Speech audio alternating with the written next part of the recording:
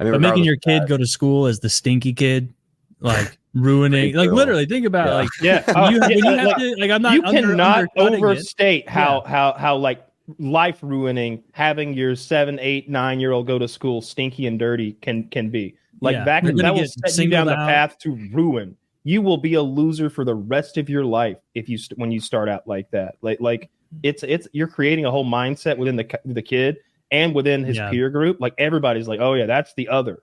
You become that. That's who you pick on to be pop. Like that's creating a hurdle, a series of hurdles that don't need to be jumped if you just smell reasonable. I don't know. I mean, to me, school was often like very materialistic and very like stat and ranked based with stuff like that. Yeah, very hierarchical. If you didn't have enough fucking polos, then you're gay. You're just gay. Your family's poor. You're lame and you're gay, and there's no coming back from that. If you don't have Jordans, you're gay. You're not cool. Yeah, I mean, really, like you don't have Jinkos, you're gay. Right. I definitely know. Apparently, his kids did not have Jinkos at all. Damn shame. So, Kyle, you think it was that like parental success based? Your stack ranking? It wasn't necessarily that. It was just that like if you couldn't. If you had poor clothes and you were dirty, like everybody noticed, and those people weren't mixing in, they weren't sitting at our table, or not even that I was at the best table or anything, but they weren't sitting at any of the good tables. They were sitting at the table with the kids with disabilities, the big fat gross kids, the greasy hair kids. What age are we talking about? Oh, it doesn't matter. Like fucking third grade through high school. You'd be stuck at that table. You wouldn't have a friend group. Your friends would be greasy haired, dirty people who looked funny. Yeah. You'd be sitting at the Italian table. You'd be sitting there with the one guy. There was one kid whose granny had accidentally spilt a whole frying pan of grease on his head when he was a kid. So like half his face was melted. He was over there. There was the other kid that only had 3 shirts. So, he couldn't even do a 1-week rotation. And be like, oh, it's WWE tonight. like he... like there was shit like that. I remember I had a friend in like middle school who wore like plain blue, like red, like all the most plain shirts you could imagine, like no logos, no nothing on there. And someone ripped on him one day in a way that like got a bunch of laughs where like he was like, dude, you're dressed like you're a fucking kid in one of the Spanish textbooks. Like, it was just like the most generic, like bad blue jeans, and then like just plain red shirt or plain yellow shirt, or something like that. And that stuck with me. I'm like, oh damn, there needs to be something on my shirt at all times. Did you guys ever have? And Carlos's mom shop at the same spot. Yeah. Did you guys always have the right like school uniform? I'm not talking about actual uniform, but like the uniform that you were supposed to have. Maybe that's Levi's or Jordache or I didn't have that. I felt like I dressed very like normally. Like no one ever would have seen how I dressed in middle or high school and been like, whoa, this guy's got it. It's when just I was like 10, normal. There was a phase where I was badly dressed and the school mocked me for it hard. And I ended up moving. Like it was rough. It was What were you wearing? A dress? It was a lot of kick me signs. It was like early springtime. So I was wearing long pants and I had outgrown them. And so they were high waters. They called them floods in my area, but high waters, you guys get it. Yeah. And it was pretty bad. Like it wasn't borderline. Like I could get away with it. When you sat down, it was a show. When I stood up, it was a show. This didn't fit proper. They were wrong. And the kids You had a capris on. Basically, yeah. And I had some other things that weren't my parents' fault. Like I was training my hair to go to the side. So I brushed it with my fingers like a lot. And I blinked too much, which was like I have this mild Tourette's. And people would just like pull their pants up, brush their hair with their hands, look down and blink a lot as a way of like mocking me. And that's called doing the Woody. It becomes a dance. Everybody's doing it. It's like a Michael Jackson video in the hallway when Woody steps out. Everybody's doing the Woody.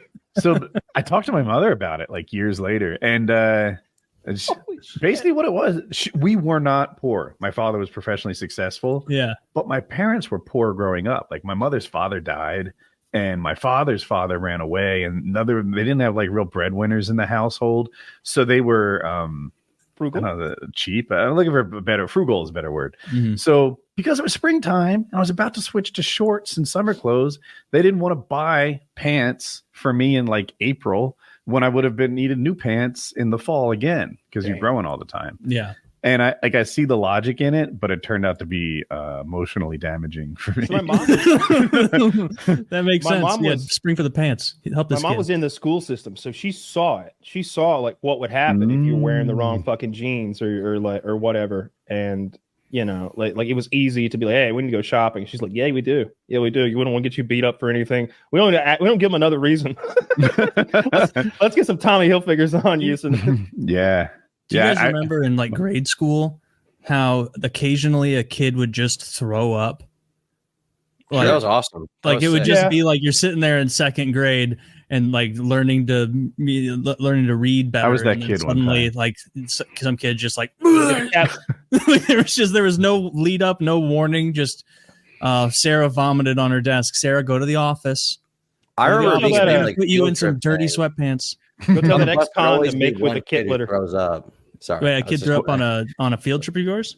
Well, no, every field trip ever, there would always be that one fucking kid who like couldn't take the bus moving around. It would always throw up on the bus. Like it was a consistent thing throughout all of my school experience. Even in high school, this happened. There would always be that one girl looking out the window and like teachers trying to console her, like just pick a point and look at it, and then pick another point and look at it, and just breathe slowly. And like without fail, they would just fucking vomit somewhere. It was We went on a field trip to see how peanut butter was made, right? And I don't know. okay. And anyway, we Not go, history. and it wasn't like normal peanut butter. We didn't see how Jif was made. We saw how like no name, random, like natural peanut butter with no preservatives or something was made. And of course, we all ate the fucking peanut butter, which was dreadful because I was used to like Jiffy or something. Yeah. And we get back, and I throw up badly, like just Peanut butter vomit too. I made the most of Thick. it, and Viscous.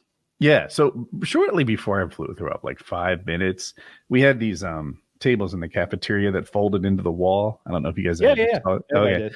Anyway, one like fell out of the wall and just landed on the ground.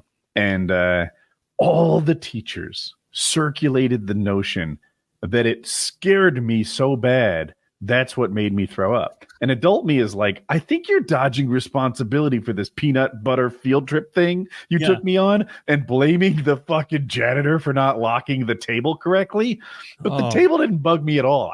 I assure you. And I'm like, no, it was the peanut butter. They're like, no, that table, that was a loud bang. What a great Hollywood field didn't. trip. Yeah. The worst. Now, the worst field trip we ever went on was to a sod farm. We genuinely went to a field, and Mr. Mackinson was like, "That's how sod's made." You see, end the fucking story. It's grass, and that machine cuts it up, and well, you know it all now, don't you? And it was like, dude, why are we in a field right now? We walked around. We Well, talked about Farmer night- Malkinson, you've got the kids until 2:15 and it's 9:40 a.m. What else are we gonna do? You're in Georgia. Start picking cotton, Kyle. It was awful. And he was like, the nitrogen in the soil has to be replenished seasonally. What are we doing out here? We went to, that was Sod farm. What a boring field trip. it was the worst field trip I've ever been on. We also went to a greenhouses where flowers were being grown. That was actually kind of cool. Greenhouses are nice in the springtime, but that was one of those electives that I had shown up late for elective day. Like I was a day late to choosing my elective. Somehow I didn't get the memo on fucking choose your elective day. It sucks. And oh my God, it was the dregs of electives. So I had to take horticulture and animal science. And animal science is you're an unpaid farmer for the school now, Kyle. Yeah, hold on. Grab up with this filthy piglet while I cut his teeth out with pliers. Hope you paid attention in sod class. I would refuse to go in the pig barn because it's like, dude, this is first period. There is no way I'm going into a pig barn and like helping you cut baby you're the piglet's stinky teeth. kid in school now. Then you become the Would've been. stinky kid, and it like the worst kind. BO, everybody's kind of just accustomed to. Your mom It's couldn't like, pull some strings for you? this is high school. She got no influence in high school. She's a Okay. fucking third grade fucking teacher. She had no pull She- there. My mom taught special ed for a long time, so it was mostly special ed. That's how I got wrangled in on that special ed field trip. Yeah, sure it is. Yeah. That was awful. You want to talk about kids throwing up on the bus when you haven't lived until you've been on a bus that a big old fat girl taking a shit on. No. Oh my God. Oh yeah. We were driving back from the Tennessee Aquarium, and Tiffany, I won't say your last name, Tiffany, who is the person I was right now is the shitter. She's the person I was picturing when I mentioned greasy hair, because that she's just so greasy blonde, back in a ponytail, shit herself on the way back. But on top of that, we stopped at a rest stop to eat our sack lunches, and they chose the spot that everybody walks their dogs for us to picnic in. And so 80% of the kids stepped in dog shit and traipsed it back into the bus. Because again, special ed field trip. Nobody's paying mind. You know, they're out there stomping the dog shit for fun. Yeah. They can't wait to go to this Look, Indian ceremony. A big one. They're just having a time. That's I had a blast at the Tennessee Aquarium. I remember I had a Polaroid, took a bunch of pictures. I remember the whole way there listening to like my cassette player, listening to Way Down Yonder on the Chattahoochee. That was a good field trip. Dude, my best field trip ever. Life-changing, man. I've told this story before, so I'll go quick. We had a whitewater rafting field trip. I had this course called 4 Challenges in high school.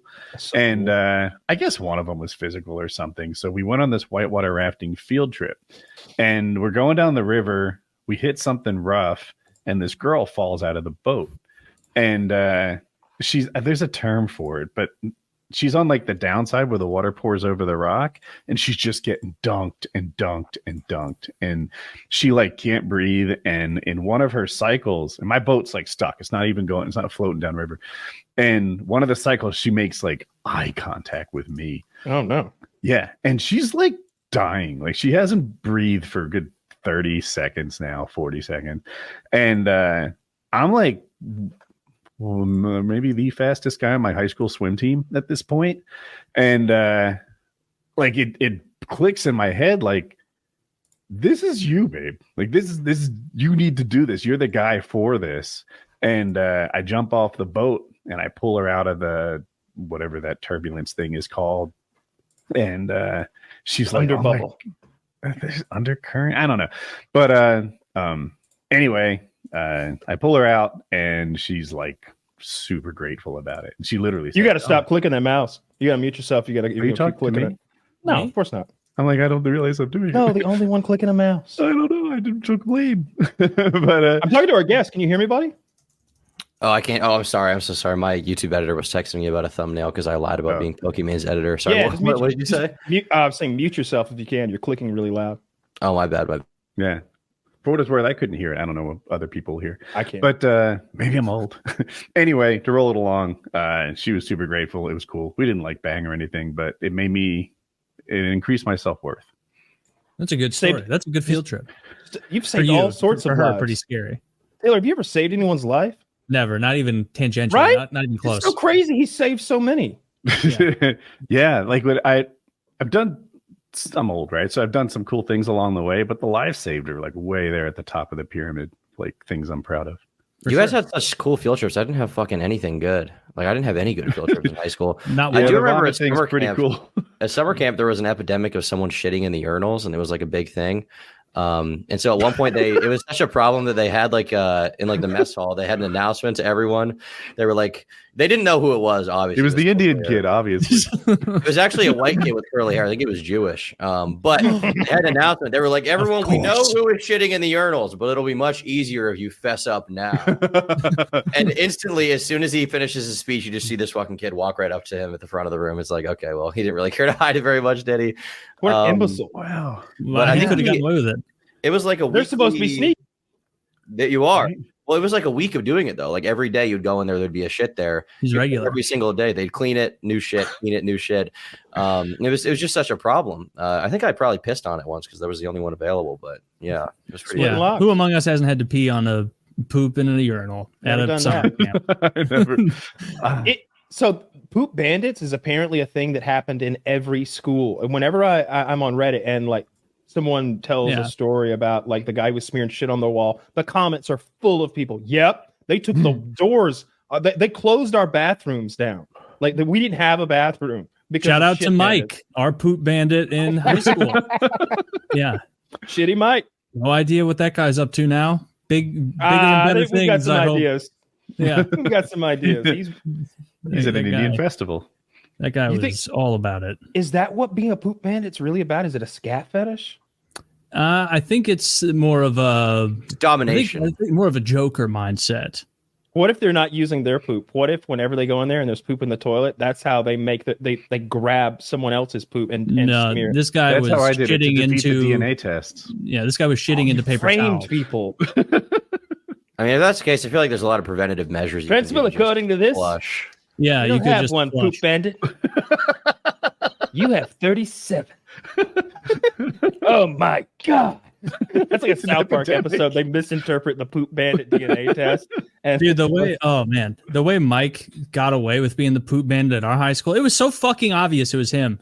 And like he escaped and graduated, air quotes, from high school, more like get out of here, please. And like him escaping with not being called the poop bandit was like his Kaiser Sose not limping anymore outside of the police precinct. Like it was everyone but administration at that point in time knew. He must have been cool, right? Like people liked him. He must have been cool because he's shit. because he got away with Nobody it. rat him out. Like if this is a detestable figure, people would tell He was like He's like Robin Only Hood. Taylor knew. Only Taylor knew. I was the only one who like knew 100 or other people like found out about it, but the guy told me because I remember I was walking through the sophomore hallway. I was about to go in the bathroom that morning, and Mike and I were on talking terms. He was one of those guys that like keep your friends close and keep the suspicious, eccentric weirdos closer. And he was like, "Oh, Taylor, I wouldn't go in there. It turns out a certain bandit has struck again." And then, that's how he talked. He was like always like laughing to himself, like Beavis or Butthead, and then like telling. And I was like, "All right, I'm going to go to the one in the freshman hallway instead. Not good. This destroyed bathroom." Because I've said this so many times. He would shit into a paper towel, Tom, and he would write messages on the wall for people, like for the janitors. He'd write like "ha ha ha ha, you'll never catch me." He did that. In shit. That is like the Joker. All right, so I gotta know him. Towel, and he would write that. Yeah, that's crazy. Okay, so he poops in the paper towel, and then he's got like a marker that he's using as a turd. He was holding it basically and smearing shit everywhere. I choose to believe he has one of those artist palettes you stick your thumb through. Yes. and he has different consistencies of shit. He's like, this is that's a modeling poo. There, you can have some we're going 3D with this. Mustard he was his own little Pepe Le Pew. Yeah, there was so much like degenerate shit going on in the fucking bathrooms of my high school, like because juuling was a huge thing when I was in high school. So I would go in there and I would just be taking a shit, and then like 7 kids would follow in. Yeah, the vape thing. I would be just trying to take a shit like normally, in the big handicap stall, obviously, because that's the best one. And then I would hear like a troop of 7 freshmen come in when I was trying to take a shit, and they just all be like, "Oh, let me pass it, let me hit it." And they would sometimes fuck around. Sometimes they would like say to me like, "Do you want to hit?" And I'd be like, "Dude, I'm taking a shit. Can you leave me the fuck alone right now?" This is like this is a consistent problem. I had people trying to get me hooked on drugs. Well, I'm just trying to poop max. I totally misheard you. I'm like, dueling was a big thing. Pistols or sabers? No, that would be cool. There was another shit related memory. We have a lot of those, I guess. Yeah. When I did cross country in high school, and there was a kid on the varsity team that would run ahead of everybody during all of the meets, and he would shit in the woods and then come back. That was like his like marker. It was a consistent thing he would do. But he would. I mean, there's no toilet paper in the woods, so he would smell like shit if you were. Was he really good? Yeah, he was really fast. Yeah, he was better have been like to keep that guy around.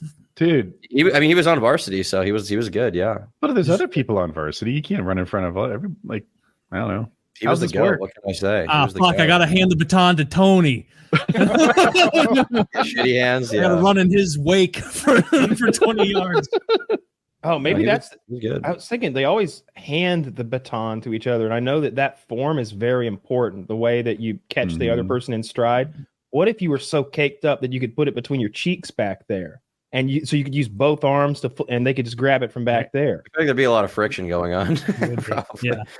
Oh, I see that. You need gloves. You're right. I thought you received it in there, and it's my task to like you know, you got nature's baton holder. Oh, maybe if you could flick it and like get it to go in there like a ninja. Oh, I see your point now. That's even I better. wonder if you can throw the baton. No, because you would they told definitely us be that immediately when they were teaching us to do it, that you can't throw the there'd be baton. some guy who could hurl that bitch like. I always wondered if it was like a cost benefit thing. Like, you can save 100th, but half the time you're racing. If you drop it, you lose 10 seconds. It's a real crapshoot. They were going to drop it. happened, The reason they were doing track instead of football or baseball, or I think they would just stand in place and because throw they it. can't throw or catch. That's what I would do. Just throw it like a fucking football and you win. You just throw it 4 times around the track. You're good. You got to hand the baton off. Would you trust any of your track compatriots to catch it? I'm telling you, Taylor, as a swimmer, you're 10,000% right. We all know that we can't throw and catch. Yes. It's just like they're not kidding anybody.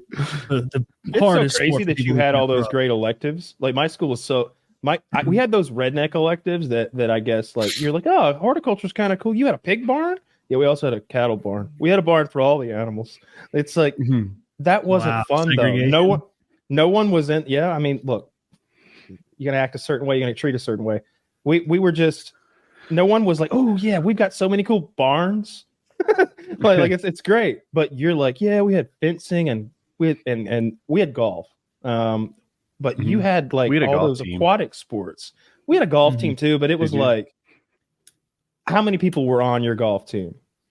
I don't know. I wasn't on it. I think we were 3. I think we had 3. Oh no, it'd be in the teens. I think. Yeah, there were like 3 dudes who wanted to wear fucking khakis and run off with Coach Moore and do whatever the fuck they wanted. So they played golf. Run off with Coach Moore, jeez. Yeah. That sounds dope. It sounds a little gay. It sounds a little gay, but it was more like just an older, like it was a baseball coach. You're not doing yourself favors. Wait a minute. It's just an older dude who wants to like be there with you when you have your first beer and your first blowjob and he wants to watch you closely and mentor you. He sort of stands behind you with his dick on your ass while he teaches you all the time, like all the time. I said golf pranks. You're like, I've been doing this for 9 years. You can take your dick out of my ass. This is going to keep your back straight and you're alert at the highest level. When you're playing golf, you need to be alert. It needs to be right at the cusp of fight or flight. This should do that for you.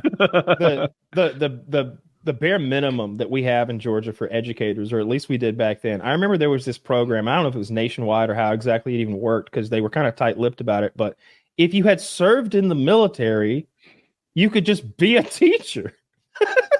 Really? Oh, yeah. And it was like, what the fuck? How is this man going to teach it was English, wasn't it?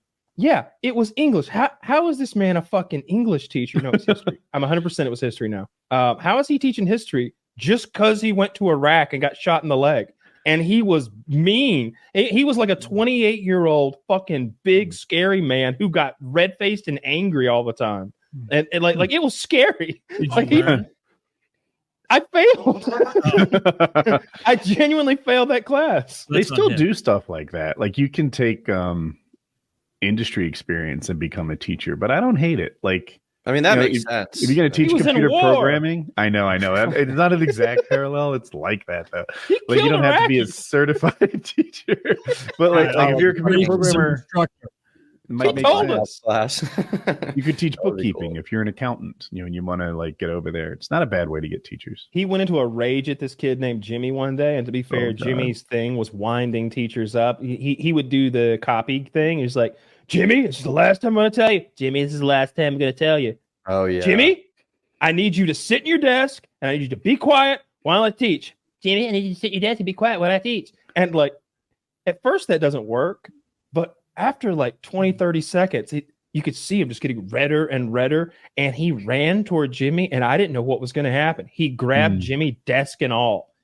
The desk and Jimmy, he fucking yoinked up and marched him out into the hallway, put it on the floor, and slid him, desk and all, against the other wall across the hallway and slammed that. We had big, thick wooden doors. I don't know if that's ubiquitous, but it was so loud. It was like a fucking gunshot. And he's like, no! Does anyone else have a problem learning about D-Day? It was just like, no. You should have gone, does anyone else want to learn about D-Day?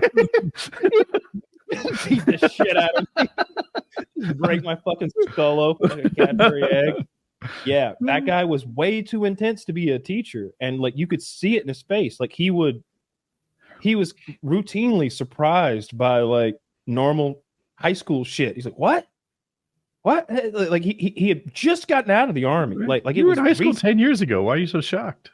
This is him at 20. Oh yeah. He had been. He absolutely had been. Yeah, he was. And I think we had a lady too, and her thing was she had been in the Air Force, and it's like, you didn't even fly a fucking plane in there. Like you were just in the Air Force, and now you're teaching us. You went to an awful school. It was terrible. You have no idea. Yeah, it sounds like most of our teachers were taking all comers for jobs. All comers, anybody who would fucking like open a textbook and watch 20 kids for 8 hours a day. Like I said, there was no those other electives like shop, automotive, and welding. We just didn't do anything in there. Like it was just hangout time. It was free period, and you could take them back to back. I had a big fat teacher who, like, you know how someone who's fat, but they're working day to day, like there's like a strength to their fatness. Okay. Sure. Like, yeah. This guy wasn't that. Not even not even 1% of that. Like this guy's BMI, like he was probably 6'1", 6'2", in the 300s, but there wasn't a modicum of muscle on him at all. And he would come into school every fucking morning, and he would just openly tell us this. And we were seniors, like old enough to be like, but like bullying him almost, where he'd be like, "Yeah, I don't really drink coffee." He had a really bad underbite, and he over enunciated the way he spoke with his lower lip often. And so he'd say, "I don't even drink coffee. I go to McDonald's every morning. I love McDonald's, and I don't even get any breakfast there." And it's like, fact check, lie. And he would, but he would get the biggest cup that McDonald's had in 2008, a 45-ounce thing of Coke. And he would like drink it throughout the first 4 hours of the day as all the ice melted, until like by the time my class was there, it was wrapped. You know, people would put napkins, and instead of just wiping their fucking drink off, wiping the condensation off their cup, they would like stick napkins to it. That's yucky.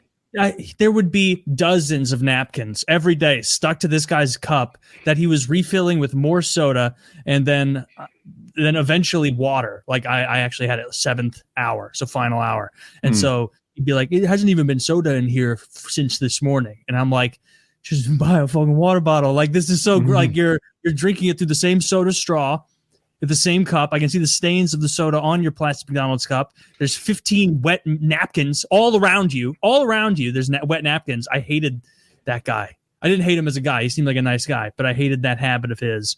And he would close his eyes while he was talking to you. Like, like if I don't know if he asked, like, if I was like, "Mr. Stevenson, what year did kind of everything kick off for World War II?" He'd be like, "Well, it's a pretty sophisticated question you're asking, and it's actually not what a lot of people would consider." And it would be like, "Open your eyes, you fucking bitch. Like, look at me when you're talking to me. Don't like piningly muse about how you're going to articulate this answer. You should have just said, yeah, late 30s. Late 30s is when it really got moving. 1933 with the Hitler election. That's what got that shit going." Like, just something like that. I didn't, and it sucked because he was a nice enough guy, but when there's like a really nice person and you don't even dislike them, but everything they do drives you up a fucking wall. That was this guy. Every one of his mannerisms drove me insane.